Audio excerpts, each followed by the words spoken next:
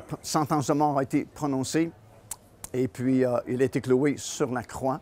Et à 9 h le matin, il était déjà sur le bois et à 3 h dans cet après-midi-là, il a rendu l'esprit. C'était exactement la fête de la Pâque. À 15 h, il va rendre l'esprit. Le voile du temple qui séparait le lieu saint du lieu très saint, soudainement, s'est déchiré à partir d'en haut, comme nous savons. Et on considérait le voile comme le pan de la robe de Dieu. D'ailleurs, Ésaïe, chapitre 6, avait eu une vision. Il a dit, « J'ai vu l'Éternel sur son trône et le pan de sa robe remplissait son temple. » Alors, quand le pan de la robe de Dieu s'est déchiré, ça voulait dire que tout le système lévitique de l'Ancien Testament était terminé parce que c'était une des significations. Autrefois, lorsqu'on déchirait le vêtement de quelqu'un qui était en autorité, ça voulait dire, entre autres, « Mon ministère est terminé. » Alors, le voile est déchiré, tout ce qui est lévitique, tout cet ordre sacerdotal, tous les sacrifices, tout le rituel, c'est terminé. Ce sont désormais des ombres et des images seulement parce que Christ est la réalité. D'ailleurs, Colossiens, chapitre 2, dit bien que les fêtes, les sabbats et tout le rituel de l'Ancien Testament, ce n'était que l'ombre des choses à venir, mais, dit-il, Christ est le corps. Alors, s'il y a un corps, il va y avoir de l'ombre. Et l'ombre, c'est parce qu'il y a un corps. Mais l'ombre, ce n'est pas le corps. C'est juste une figure, c'est juste une représentation. Alors, l'Ancien Testament, ce n'était qu'une image. Quand Christ est venu, c'est le corps, c'est la réalité. Deux inconnus vraiment sont venus ici parce que tous ses disciples l'ont abandonné. Il n'y avait que Jean qui est resté ici. Tous les grands noms, les grands apôtres ont fui, ils sont barricadés parce qu'ils ont peur, eux aussi, d'être crucifiés. Et ce sont 2 disciples inconnus.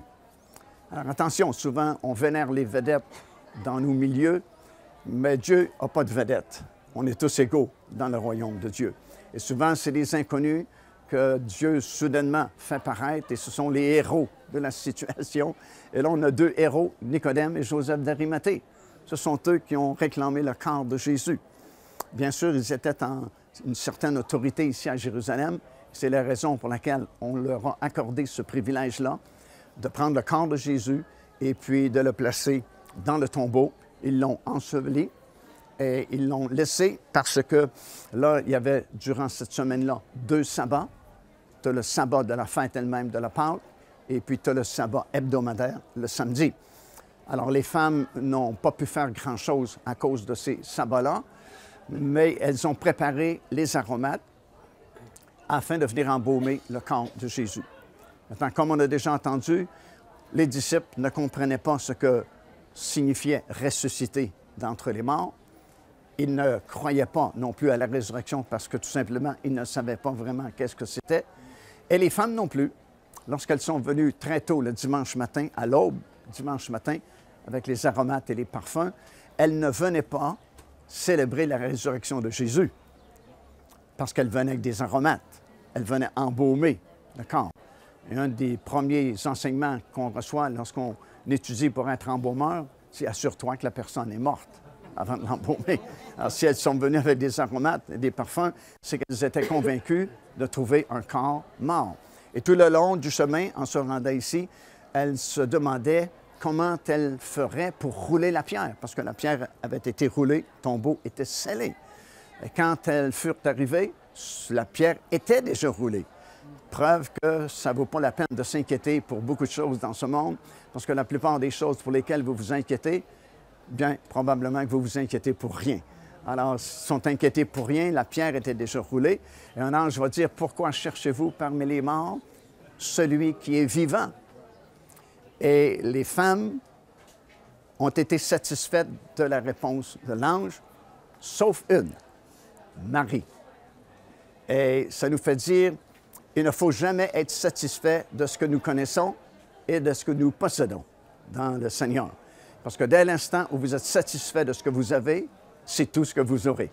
Mais si vous en voulez plus, il y a infiniment plus. Tout le long de votre pèlerinage ici-bas, vous pouvez recevoir davantage et connaître davantage le Seigneur Jésus. Alors, les femmes sont satisfaites de la réponse de l'ange. Elle dit « d'accord ». Mais Marie dit « oh, un instant. D'accord, il n'est pas ici, mais où est-il? » je veux le voir. Parce que jusqu'à ce moment-là, elle pense que quelqu'un a volé le corps de Jésus. Parce qu'elles ne comprennent pas encore ressusciter, ce que ça veut dire vraiment. Alors Marie cherche ici dans le jardin. Voyez-vous, le tombeau est là. Marie cherche dans le jardin. Elle voit un homme avec une longue robe. Et les jardiniers de l'époque étaient ainsi vêtus de longues robes. Alors, tout naturellement, elle pense que c'est le jardinier. Et c'est logique, il y a un jardin, il y a un monsieur habillé comme un jardinier, alors c'est sûrement le jardinier.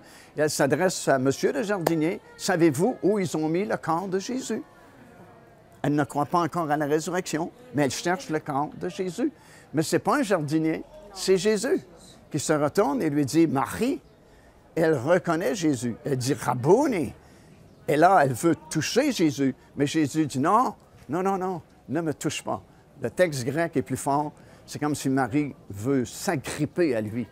Et Jésus lui répond « Ne me retiens pas ». Parce que là, il va se passer quelque chose de vraiment formidable. Jésus doit monter au ciel parce qu'il est le souverain sacrificateur qui s'apprête à pénétrer dans le lieu très saint au-delà du voile, pas ici à Jérusalem, mais le vrai lieu très saint là-haut dans le ciel, dans le tabernacle céleste. Alors, c'est pourquoi il dit à Marie, ne me touche pas. Et c'est pourquoi, 8 jours plus tard, il va dire à Thomas, tu peux me toucher maintenant.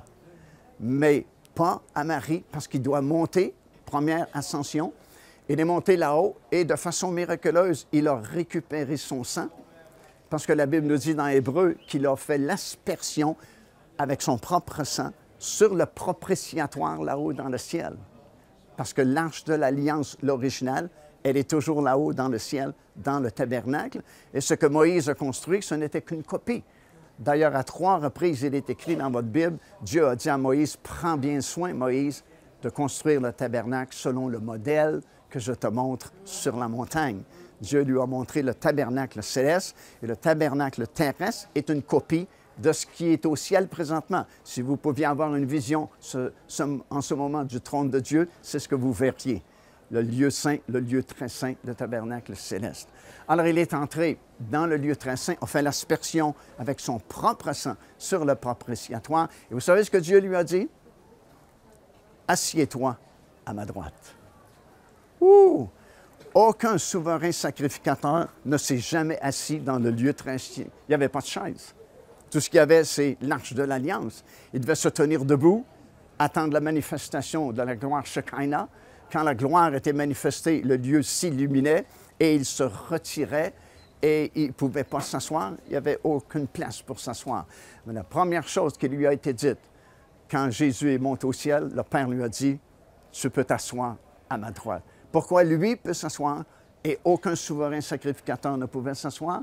Parce que tous les souverains sacrificateurs avant Jésus, le sacrifice qu'ils faisaient n'était pas parfait. Ce n'était que le sang des animaux. Et à chaque année, on devait recommencer le circuit parce que ce n'était jamais parfait.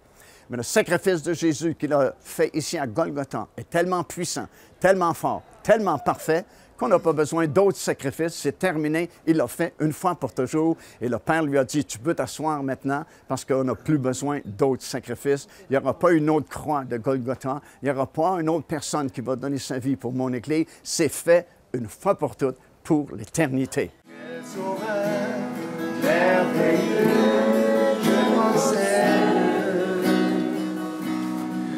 Il s'est sacrifié pour moi. Et sa vie, innocence, il cède pour mourir sur les phares de moi. Attaché à la croix pour moi.